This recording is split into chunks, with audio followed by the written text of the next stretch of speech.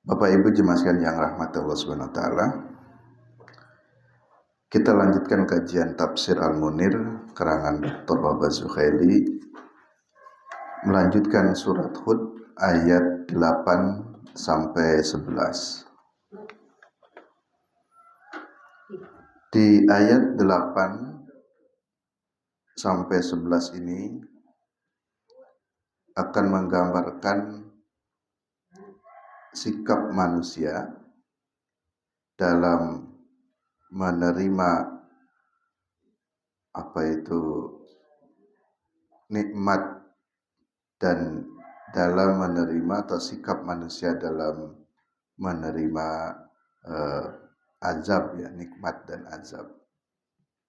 Jadi menerima kebahagiaan dan ya kesengsaraan, sikap manusia itu seperti apa. Di ayat yang pertama, walain akhorna anhum, dan sekiranya kami menangguhkan dari mereka al-adaba, akan satu siksa, ila ummatin. Nah, ummatin di situ jangan diartikan umat. Bahasa Arabnya kita sering menerjemahkan ummatin, umat, tapi di sini makna umat itu maksudnya waktu. Jadi ila ummatin al-murad ay ila ajalin ma'lumin, sampai waktu, ay ila maji'u awqati ummatin, sampai waktu yang ditentukan. Jadi kata umat yang biasa diterjemahkan umat yaitu kaum, ini artinya waktu.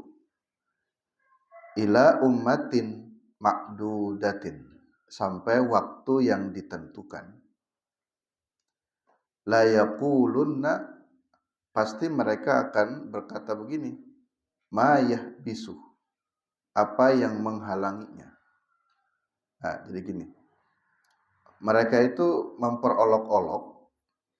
Jadi kalau ada nabi atau ada orang yang mengingatkan kita, jangan begini, jangan begitu, nanti kalian bisa kena azab.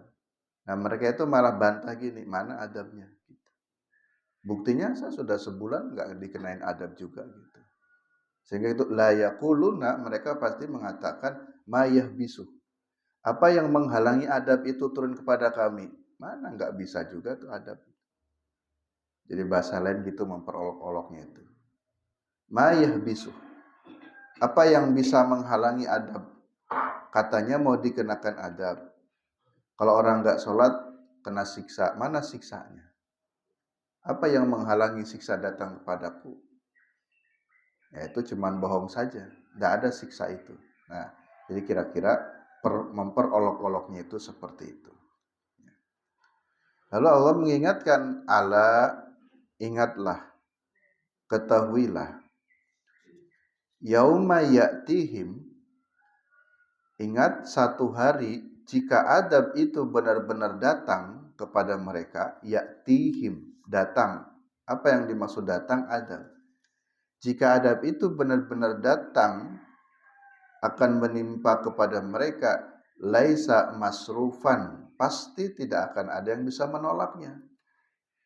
Gak usah diminta-minta, tidak usah ditantang-tantang. Kalau Allah sudah berniat atau memaksudkan untuk mendatangkan azab menimpa mereka, menimpa kalian, laisa masrufan anhum, ya, pasti mereka tidak akan mampu untuk menolak azab. Wa haqa bihim, bahkan mereka dikepung bihim dengan azab itu. Maka nubihi yastahziun, yang demikian itu disebabkan karena ulah mereka sendiri yang memperolok-olok.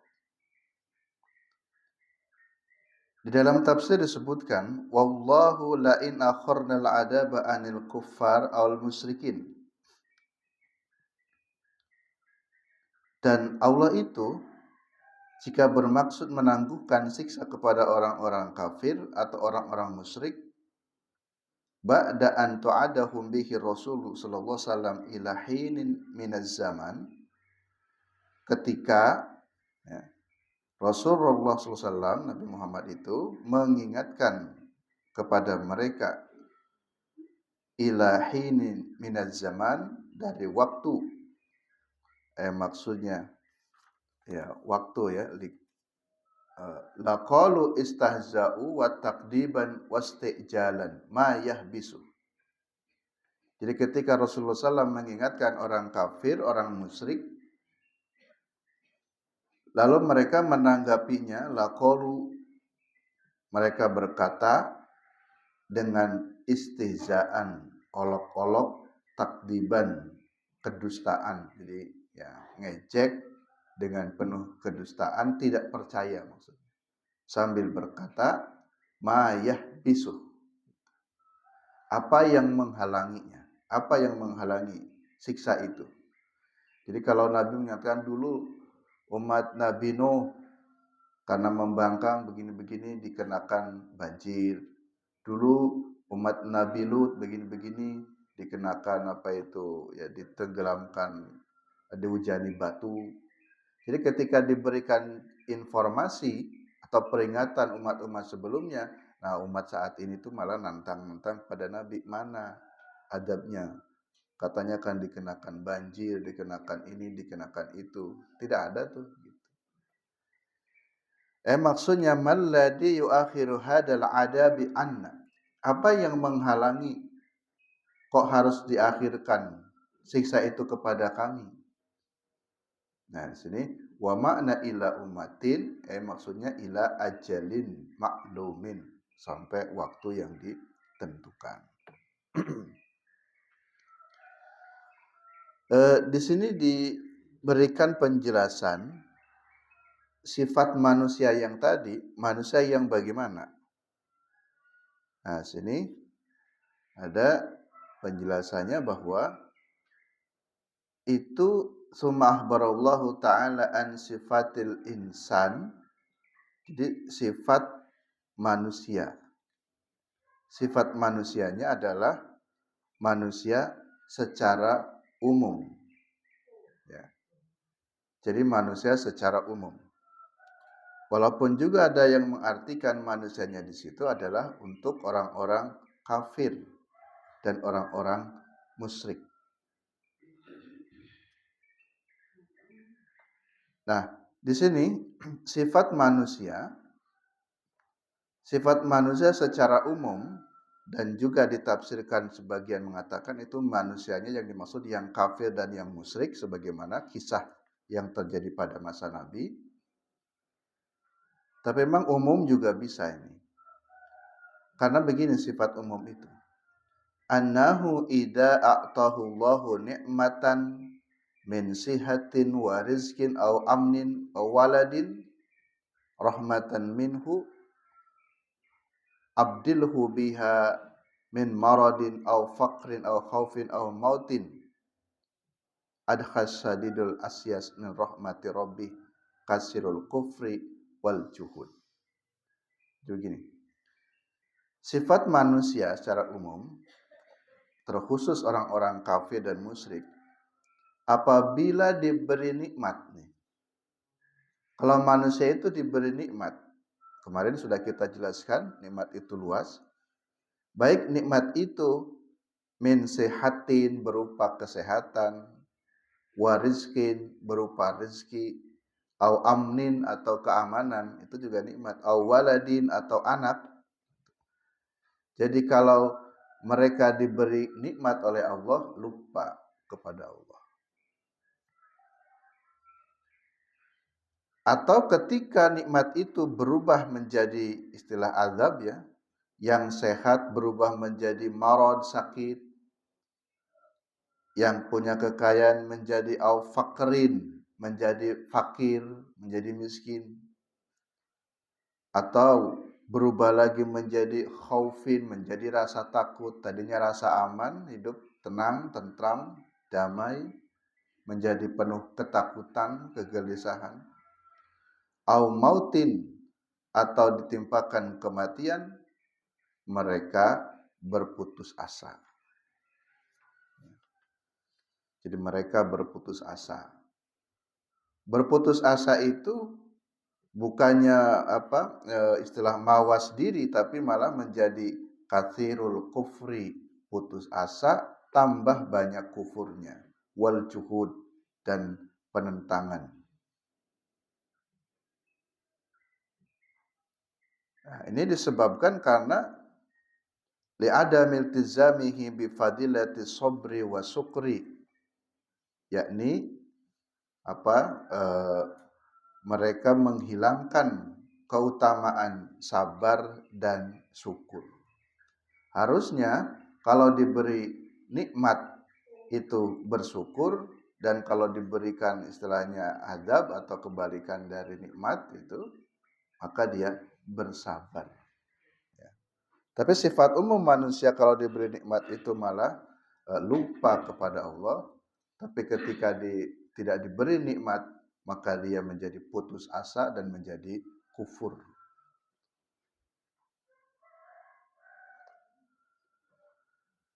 Yang berikutnya, nah, di ayat yang ke-9 ini untuk mempertegas tadi, wala in adaqnal insana minna rahmatan, dan jika kami memberi kepada manusia rahmat, kasih sayang. Tadi kalau Allah memberi manusia itu dengan tadi kenikmatan yang banyak, tsumma naza'naha, kemudian dicabut nikmatnya itu, kemudian diambil nikmatnya. Biasanya manusia itu innahu la ya'usun, mereka menjadi berputus asa, kafurun, dan menjadi kafir. Karena tadi ketika diberi nikmat yang banyak, mereka lalai, bahkan mereka memperolok-olok, bahkan menantang-nantang, mana adabnya. Kalau enggak bersyukur akan dikenakan azab. Karena datang la in syakartum la azidanakum wa la in kafartum inna azabi lasyadid. Orang-orang yang tidak bersyukur itu akan diberikan siksa yang pedih, siksa yang berat. Terus ditantang-tantang, mana siksanya kalau disebut kami enggak bersyukur. Padahal kalau Allah benar-benar mencabut nikmat itu, nazakna, ya, benar-benar dicabut, innahu la ya'usun, dia berputus asa, kafurun, dan tambah kafir. Ibu-ibu, bapak-bapak jemaah sekalian yang rahmati Allah Subhanahu wa taala, saya membayangkan nikmat yang diberikan sejak awal sudah lama lalu kemudian dicabut, itu lebih berat daripada awalnya biasa-biasa saja lalu kemudian malah nanti Allah kasih nikmat. Misalkan begini, mohon maaf ya, ada orang yang mohon maaf tidak bisa melihat, tunanetra, tapi sejak kecil mungkin dia bisa menerima, dia bisa menikmati hidupnya walaupun tidak melihat. Beda dibandingkan dengan seseorang yang sudah diberikan nikmat melihat dari kecil sampai terus dewasa, sampai tua, dicabut nikmatnya oleh Allah, nggak bisa melihat, berat. Karena dia pernah merasakan nikmatnya mata itu. Jadi berat sekali. Ya. Saya juga ada jamaah di Karangkajen itu, beliau ternyata tidak bisa melihat total. Jadi akhirnya mau pengajian, mau ke aktivitas harus selalu dituntun. Jadi saya merasakan berat sekali yang awalnya diberi nikmat mata lalu dicabut matanya. Dan cabutnya dua-duanya, tidak bisa melihat. Sehingga tidak heran sifat manusia secara umum kalau seperti itu, yaitu menjadi stres, menjadi putus asa. Bahkan tadi bisa mengakibatkan kufur, tambah kufur. Itu contoh ya. Misalkan lagi, seorang mungkin tidak bisa berjalan, tapi sejak kecil. Tapi karena sejak kecil, dia sudah adaptasinya ya sejak kecil itu. Maka kemudian dia bisa menerima, bahkan bisa menikmati dengan kondisi yang ada. Berbeda dengan seseorang, mohon maaf, barangkali ya ada satu musibah, dia biasa berjalan, dia biasa kesana kemari dan seterusnya. Lalu kemudian ada satu musibah, mohon maaf, kecelakaan, tabrakan, kakinya sampai patah atau sampai harus diamputasi, sudah nggak bisa kemana-mana. Mungkin itu lebih berat rasanya, atau beradaptasi menerima kondisi yang ada, itu lebih berat. Itu istilah saya ingin mengatakan dicabut gitu ya. Jadi kalau Allah sudah memberikan sesuatu, lalu kemudian Allah mencabut nikmat-nikmat itu, kan cara Allah mencabut nikmat kan mudah sekali. Jadi kalau ingin ya Allah cabut, maka kita jangan kufur, apalagi menantang-nantang, mana adabnya.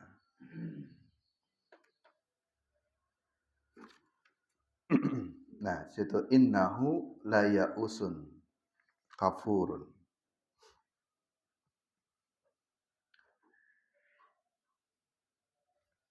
Kemudian di ayat 10, ini kebalikannya. Walain adaknahu na'ma'a ba'da dorro. Kalau kami berikan nikmat, kata Allah, kalau kami berikan nikmat ba'da dorro, setelah ditimpa musibah-musibah atau dorro ya bahaya, masathu yang menimpa kepada dirinya, layakulanna, mereka pasti menjawab, dahabas sayyi'atu anni, bencana itu, musibah itu, keburukan itu sudah pergi lenyap dariku. Innahu, sungguhnya dia itu, la farhun fakhur, suatu yang menggembirakan dan membanggakan. Jadi begini, ini juga sifat buruk. Kalau tadi ada orang yang diberi nikmat, lalu nikmatnya dicabut, itu menjadi kafir. Harusnya menjadi ya bertambah sabar, diingatkan oleh Allah, oh, mudah-mudahan dengan musibah ini semakin dekat lagi dengan Allah. Jangan semakin kufur gitu. Nah, lalu yang kedua, ada lagi orang yang Allah memberi nikmat setelah ditimpa musibah. Umpamanya ya, orang itu awalnya diberi kemiskinan, lalu kemudian diberi kekayaan gitu. Diberi nikmat setelah ba'da dorro, setelah ditimpa dorro. Ya, musibah-musibah. Nah, ini berkebalikan ketika dulunya miskin lalu menjadi kaya, umpamanya, mohon maaf. Atau dulunya ditimpa sakit-sakitan terus kemudian diberi kesehatan sehingga menjadi gagah kembali, bukannya bersyukur. Ya. Di sini bukannya bersyukur tetapi malah la yaqulanna, dia mengatakan dengan penuh kesombongan, dahabas sayyi'atu anni, keburukan itu sudah lenyap dariku. Tapi kalimat ini dengan nadanya innahu lafarihun fakhur. Fakhur itu artinya membanggakan diri, menyombongkan diri. Jadi tidak akan datang lagi musibah itu menimpaku. Saya termasuk orang pilihan karena oleh Allah disembuhkan, tapi dengan penuh kesombongan-kesombongan. Ya. Nah, inilah sifat manusia secara umum. Mauqiful insan al-mu'min wal kafir inda ni'mat wa naqomah. Jadi sikap manusia baik yang mukmin ataupun yang kafir secara umum, secara umum tadi. Manusia yang secara umum. Jadi memang begitu. Jadi diberi nikmat tidak bersabar, diberi musibah tidak bersabar, tapi ketika diberi nikmat tidak bersyukur. Pas dikasih nikmat, malah perkataannya tadi la yaqulanna dahabas sayiat anni. Ya, keburukan-keburukan itu sudah menyingkir dariku.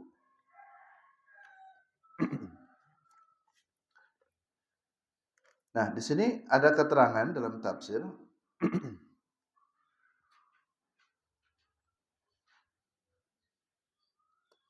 yang dimaksud annal maksuda bil insan al mu'minu wal kafir. Ya. Jadi yang dimaksud sifat manusia di situ memang ini berlaku untuk umum, mukmin dan kafir. Jadi orang mukmin pun ya kadang begitu. Jadi kalau dikasih nikmat ya tadi malah kufur, kalau diberi musibah malah tidak bersabar. Wa hina idin yakunul insanu syamilan al mu'min wal kafir. Sehingga keadaan manusia itu adalah secara umum syamilan al mu'min wal kafir. Qala al-Qurtubi, ini adalah perkataan Imam Qurtubi.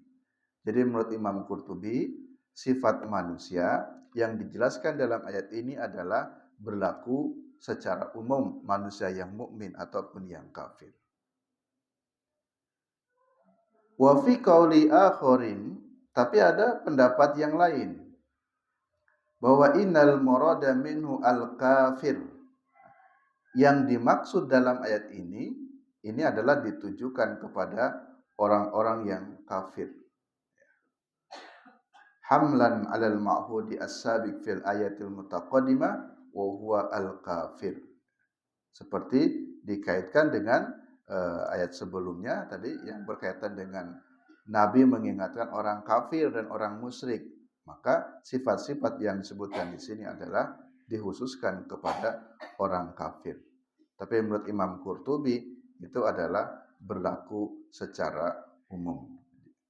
Wal muradu bil insan mutlaqul insan. Ya, secara umum adalah kemutlakan untuk manusia itu sendiri. Kenapa? Karena di ayat 11 untuk menutup tema ini ada kalimat illa, kecuali. Berarti sebelumnya disebutkan manusia secara umum itu akan begini, akan begitu, kecuali. Ya. Nah, seperti dalam surat Al-Asri kan, wal asri innal insana lafi husrin. Seluruhnya, seluruh manusia itu akan mengalami kerugian illa kecuali.